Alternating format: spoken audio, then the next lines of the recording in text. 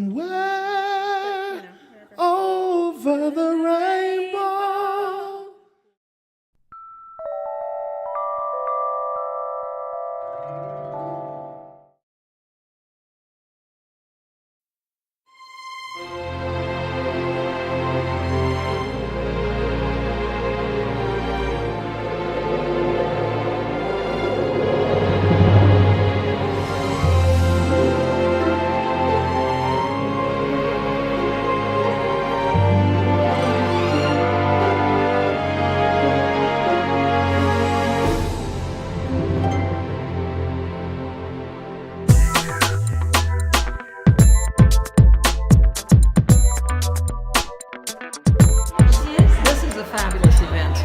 Take this show on the road. These women are so dynamic and they know what they're talking about. They educated us and they've clearly been well educated on the areas of very deep concern for this community. So I'm very proud of today and its sponsorship, which is Indivisible Women of Nevada County. And so it was a nice turnout, and I wish we could take, as I said, take the show on the road. What's important for me right now is to see more women in power, in influential positions, and that they may be listened to. And so we ask the men to kind of move over and stay quiet for a little bit and pull on the wisdom of the deep feminine that is really showing up today. And at this point, I think the Million March in Washington kicked us off big time. And it's not going to end. So hang in there with us and see where we can take the world. Thank you, Marilyn. Fabulous.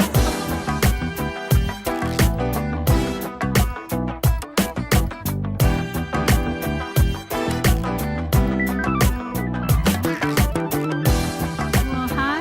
I just have one simple question. What brought you to the meeting today? Concern for our country and where we're headed, and I just feel like I need to do something for my children, grandchildren, great-grandchildren. That's certainly the feminine answer, isn't it? Yeah, I think we're just losing. We're just losing so much in the past year of our rights and our freedoms, and I just feel it's important to be here. So gathering, what happens? More power, more empowerment. Yeah, I think it's easy just to kind of turn off the news and not get involved. It's just very painful to watch the news, and I think there's a danger in that. I think you have to counterbalance that with kind of being proactive and doing something. And so I'm hoping that I'll feel better. I think we do feel better when we get together. And your first name? My first name is Susan. Thank you, Susan, for showing up. It's a good time to be excited too. I thank you for you're actually on video. I thank you for your leadership. Exercise our power locally, but only if we get out the vote. And this is the important part, the get out the vote part. No calling in sick that day. Actually, we'll have a whole month. It'll be a mail-in ballot, so everyone should be able to mail their ballots in. They're going to be coming to you in May. And so the first thing we want to do is get these women elected in June, and then again in November, and then again in the next November and the next June. Any questions? They're going to be more likely to vote for you as well. And also, as you can imagine, we have loads and loads of patience. And then lastly, men and women continue to work and focus on their own personal growth. The lessons they learn politically, a lot of times they'll put them into their own personal lessons and use them that way as well. Now, interestingly enough, the times we're living in, I have no doubt we're going to be written in the history books right now. We've made history. And where this story goes is pretty much up to us.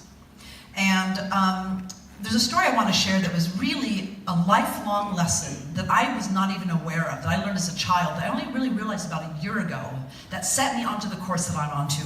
And I was raised in Lake of the Pines. And in Lake of the Pines, I had a dog, Pepper, and we lived on the lake, and I had a guppy bee sailboat.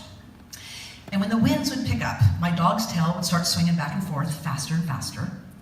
And because she knew I was going to throw her into my sailboat, and we were going to seek out the roughest patch of water we could find. And the reason why we did this was because I learned at a young age that if you headed into that rough patch, you could use that force of wind that was pushing against you to actually help you, right, make great distance faster. Think about it for a second. Think about the times we're in right now. If you don't have a force pushing against you, a wind pushing against you, you're a boat, and what do?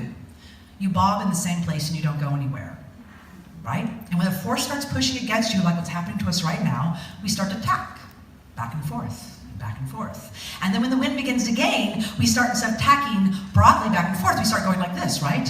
And all of a sudden we set our sights onto that shore and we can get there a lot faster, and those are the times that we're living in right now. And 3, they know that when I would call them saying, okay, hey, I heard you, I'm doing your work, and now I need you to have my back, people would show up and they'd have my back, and I would tick people off. But that's what representation is, ladies and gentlemen, or ladies only. Leadership today. Oh, ladies and gentlemen. And he's a gentleman. Gentlewomen. We are in a systemic failure right now. And there's not one person or agency or entity that we can blame. We're in systemic failure. And the best thing that we can do as a leader is identify those missing gaps, where we're failing, not sit there and say it's anyone specifically that's responsible, but identify those gaps and do everything in your power to fill those gaps and to correct them. That's our duty. And as a leader, my number one priority is to listen to you. And if there's a problem, I will do everything in my power to change it. If there's a power that's beyond my scope of work, I'll go reaching beyond me, whether it's the city or going down to Sacramento and lobbying. I'll also go there to, once again, try to represent you. But my objective is to clear that path for you from point A to point Z, wherever it is you want to go. And if you do have your own agenda, then please don't. If you have your own personal agenda, this is what I want to do, this is what I want to get out of it, don't. Please be the ears. Be the ears and be the feet and head the direction that people want to go, and they'll be there for you.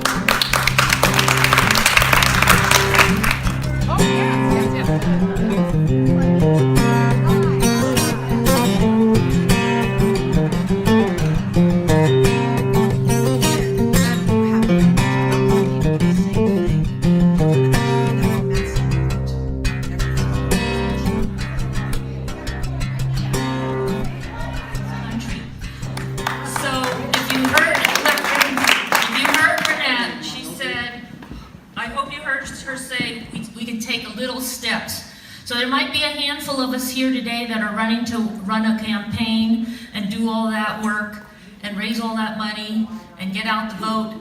But if you're not ready to do that yet, you can still influence our community and be in the pipeline of leadership and learn how it works. And that is with our county boards. The county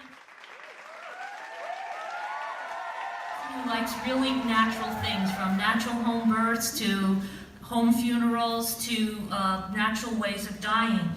And so I found out that we actually have a public cemetery board here in Nevada County called the Nevada Cemetery Board. And I applied. I didn't have to run a campaign. All I had to do is send in my resume. And the resume, you take all the things that you've done. I was in library management, so I had management skills. I'm a good listener. I can work with others, different things like that. Put that on the resume. So you may not even know a lot about the commission you're on, but you can apply the skills that you've used in your life to get on this board and make a difference.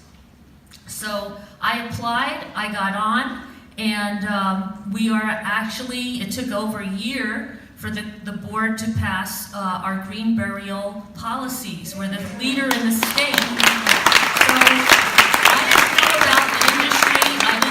I don't know really much about financial planning, but I was the voice of the community. And so don't put your own skills, don't belittle your own skills. If you can talk to people and find out what they want, you can find out what parents want or the aging, what's happening. You go talk, you be the voice of the community. The people on the boards, they've been on their Life with a majority of males in decision-making positions is a greater challenge. Thanks to all of you who spent this last year learning about government and working to influence change. Special thanks to those who are running for election. I've served on the NID board for 19 years. No comments there from me. Before that, I worked actively for 5 years helping get good candidates elected to the Board of Supervisors. So I learned some of the nuts and bolts of running a campaign. I'm not a professional politician.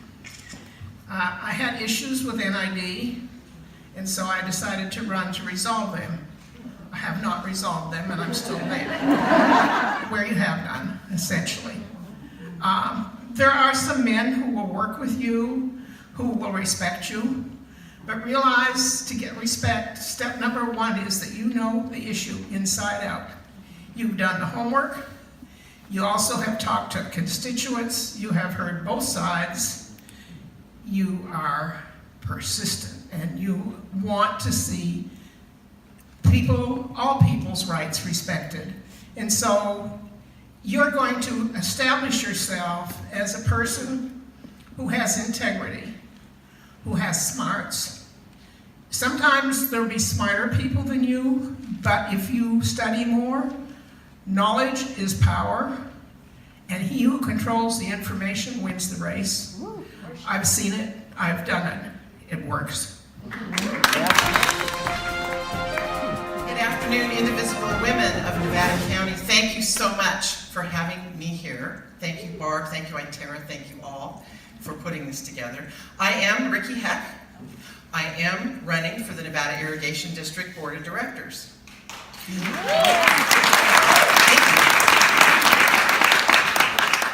You know, I took a step back from my corporate career about 1.5 years ago to become more connected with our community and to contribute.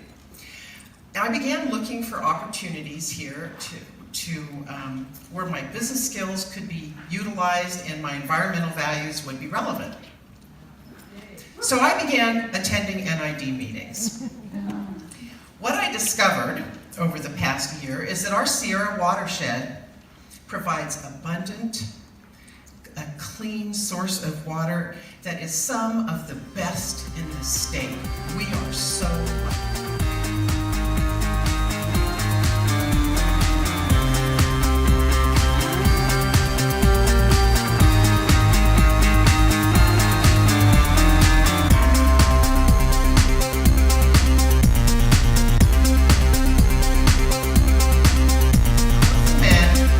Operating in the shadows and behind closed doors for over 100 years. I am so glad I'm not running against Ricky. I'm Laura Peters, and I'm from Placer County. I live down the hill on the other side of the Bear River, and I'm running for the Division 4 seat for the Nevada Irrigation District. Really, my whole career, I've planned for this job. I started my first career, I joined the military when I was 20 years old. I was actually the California Air National Guard because I wasn't quite sure what I was getting into. And I was a digital subscriber, terminal equipment, and cryptographic systems specialist. I didn't take gas like that. and as you can guess, I was the only woman in my entire flight. I was a senior airman. And they gave me hell. I mean, it was not easy. And so I understand the business world and just the dog-eat-dog world that we live in, that men just have bigger voices, and sometimes us being kind and nurturing doesn't always get us where we want to go. So after working for Sperry Univac, once I got out of my tech school, I came back to Kansas. It makes me just uber qualified to do this job.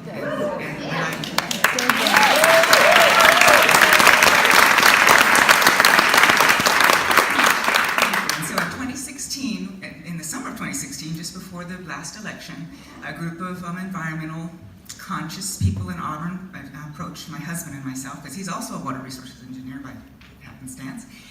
And I said, well, they said, we're against the dam. They're building this dam. They're wanting to do this dam. We're against. I said, I'm a civil engineer. I mean, dams. We like dams. I mean, that's just what we do. It's a quick and easy fix. It's not cheap. And it's really it matters who your law enforcement leaders are. It matters that we provide the best services to Nevada County in law enforcement and public safety. And the way in which we provide those services everyone deserves them, no matter who you are, no matter what family you were brought up in, no matter what your gender, no matter who you choose to love, no matter your socioeconomic abilities or your political campaign and your political affiliation. I am the only candidate running as a nonpartisan candidate. I am not neither a Republican or a Democrat. I'm listed as a no party preference, and it is because I believe that public safety deserves the best in your leader, and it should not be partisan, which is definitely.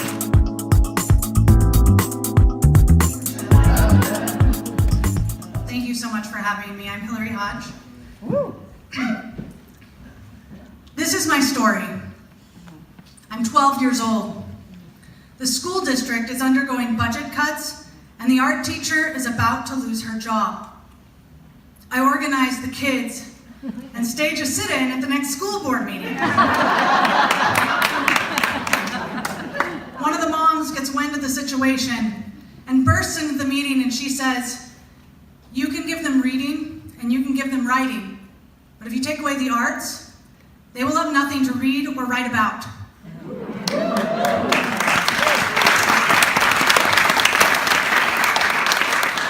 The art teacher keeps her job.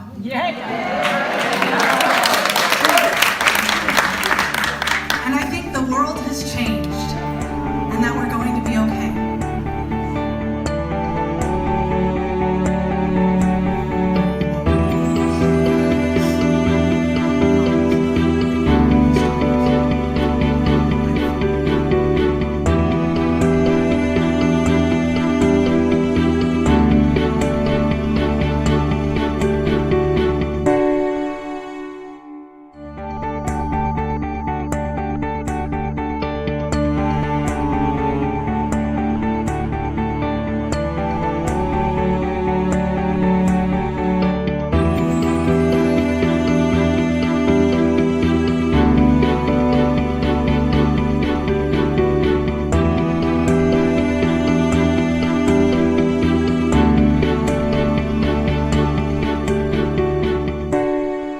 I'm here for two reasons. One is in promoting Gather the Women and gathering information about what kinds of circles women may be interested in.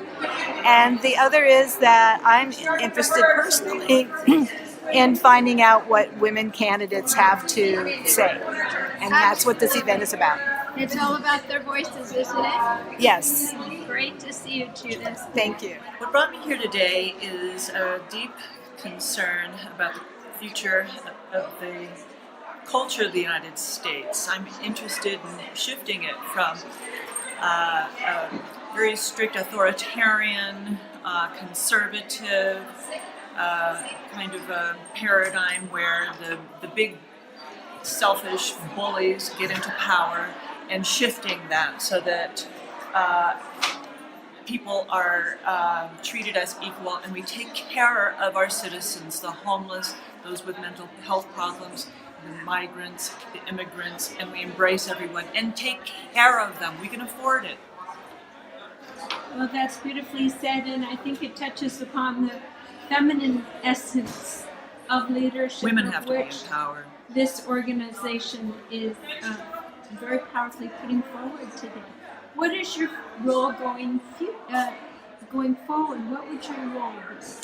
I volunteer, I protest, I love going out and canvassing and telling people about the progressive values, and no matter who's touting them, Bernie Sanders or,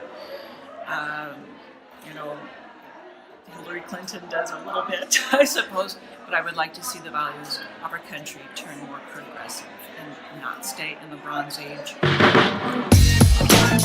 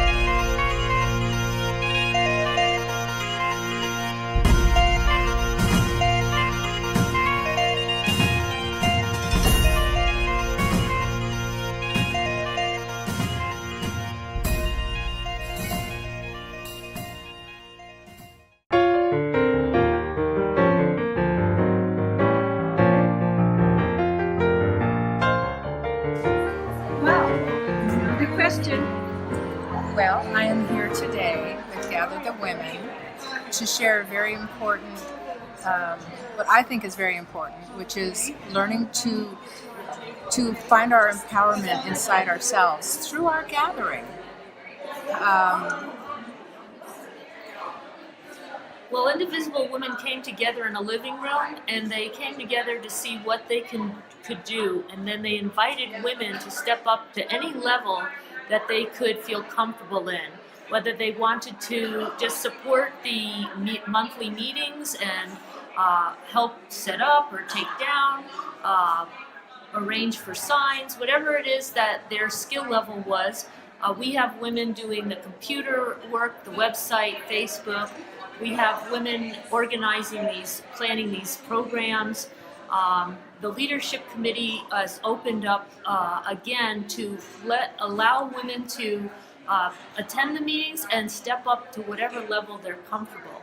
And it really works. It's I mean, this working. is a collaboration, feminine circle to the nth degree in a new territory, politics. We're trying to do this a different way, and we're trying to do it from a place of how we want to create this.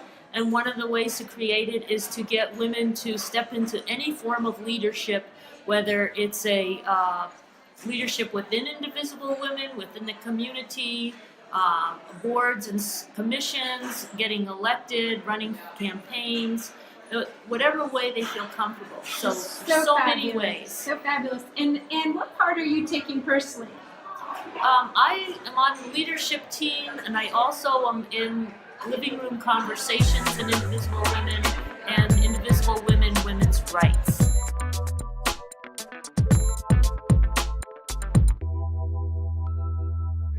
We have this woman showing up with the voice of trustworthiness and authenticity to the tune where she is now leading one of the co-leaders of Indivisible Women of Nevada County. Another reason I say that we are that facet diamond gem of the leadership of the new paradigm.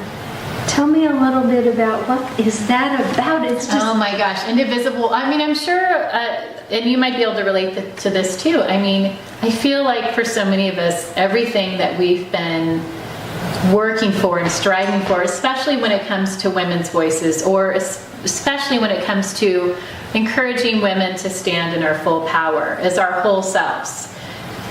I feel like I've been working on that at least for the last 10 years, at least this whole lifetime, and what often seems like other lifetimes too, yes. Right? And so for this moment, it's sometimes overwhelming, it's magical, it's connecting with women like you. I often describe what happened after the election, that a spell was broken. Yes. A spell was broken, and you know, we're surrounded by all these beautiful artifacts, and one of the things I was sharing recently is, you know, they uncovered all these goddess artifacts of worshiping the mother and the goddess, thinking that, right, maybe they were 6,000, or maybe it was 7,000 BC, and then they find out it's 27,000 matriarchal cultures, for thousands of years. Yes. So I bring that up because in addition to the spell being broken, what happened is like women have started to wake up.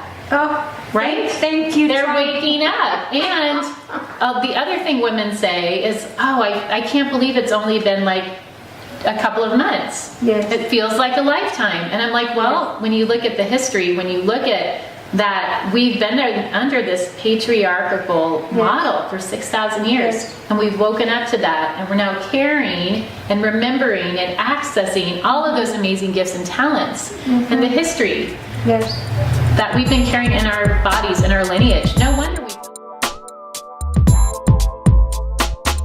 My goodness, science is not that is great. About all of these issues, but primarily climate change, and I feel very threatened by, well, the earth is threatened, and the peace among nations is threatened by this current administration. I'm here to see what I can do. Actually, I'm already involved in several other organizations, some of which are represented here, some of which are not. And may I ask you another question? How do you feel that our voices as an emergent grassroots effort can affect the selfishness and bullying that is so entrenched? Our female voices? Yes. Women are the keepers of the public conscience. We are born this way. Yes. And how can we get the word out? We need ethics in this administration. So days like today, we're actually organizing.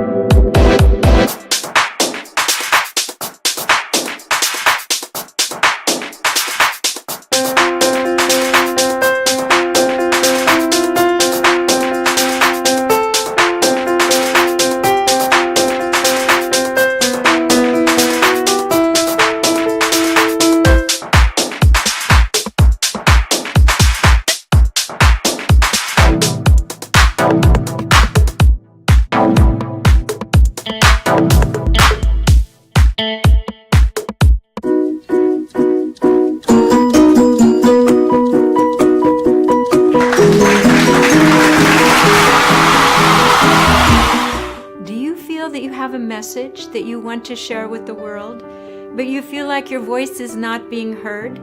We are here to help. We are SOAR with Sacred Circles, TV shows, radio shows, and workshops.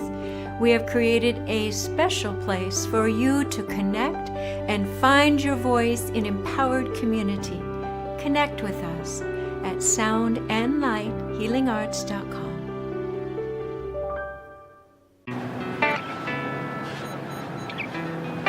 Thanks for joining us today. This programming is for you to grow and be inspired.